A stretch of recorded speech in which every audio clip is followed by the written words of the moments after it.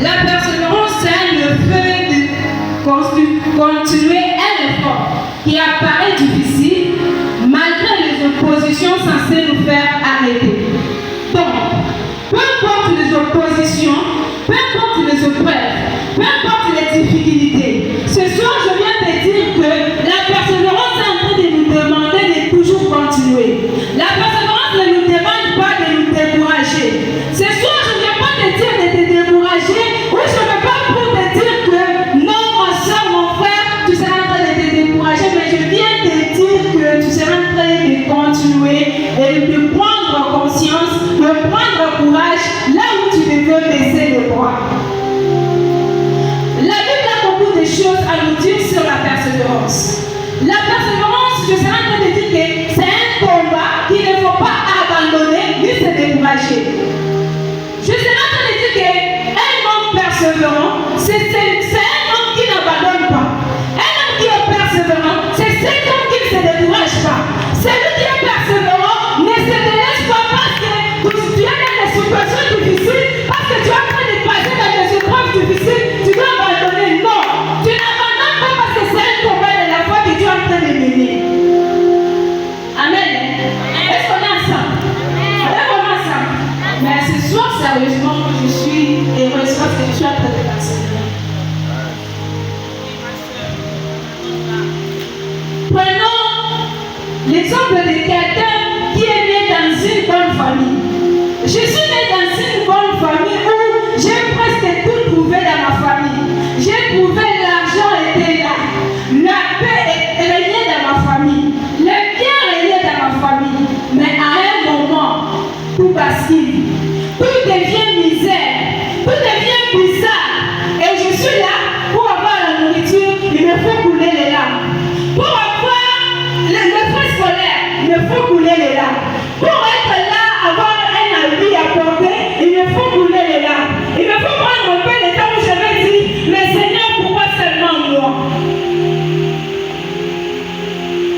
Mais cette personne n'est pas censée abandonner.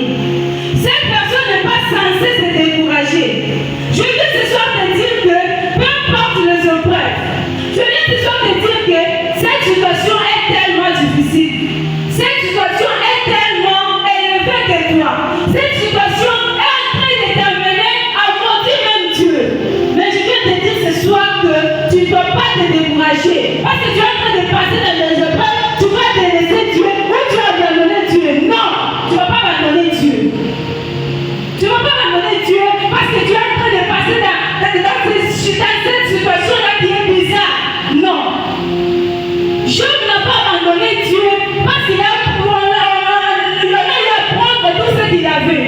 Job n'a pas abandonné Dieu parce qu'il a perdu le bien. Job n'a pas abandonné Dieu parce qu'il a perdu les enfants. Mais si c'était moi, peut-être je devais dire, Seigneur, comment est-ce que je peux perdre tout ce que j'avais comme bien? Comment est-ce que je peux perdre tout ce que j'avais comme richesse? Comment il peut arriver que je puisse perdre tout ce que j'avais comme enfant? Et c'est pas arrêté là avec Job.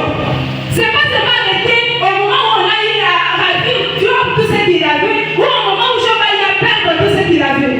Mais c'est parti de mon plan qu'on commence à jouer avec les corps de Job. C'est parti de mon plan où Job, son corps n'était plus en bon état. Job, pour manger, c'était devenu difficile. Job, pour s'habiller, pour se lever, marcher, c'était même que je peux m'encourager, je peux me lever, je peux encore chercher. C'était devenu difficile parce que c'était un homme qui était déjà devenu malade. C'était un homme qui n'arrivait plus à marcher. Mais ce que j'aime, c'est que malgré les difficultés, malgré les épreuves de Job, Job n'a pas abandonné.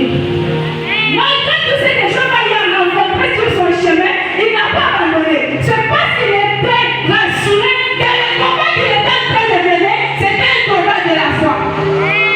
C'est pour cela, moi je me dis, nous signons souvent le pacte pour dire, bon, je te promets ma fidélité. Tu es l'os de mes os, chair de ma chair. Mais ce qui est bizarre, c'est que dans le moment pareil, la femme de Job serait pour dire, bon, tu peux me dire ton Dieu, tu peux même mourir. Vous savez ce qui m'inquiète, c'est quoi? Comment une partie de mon voix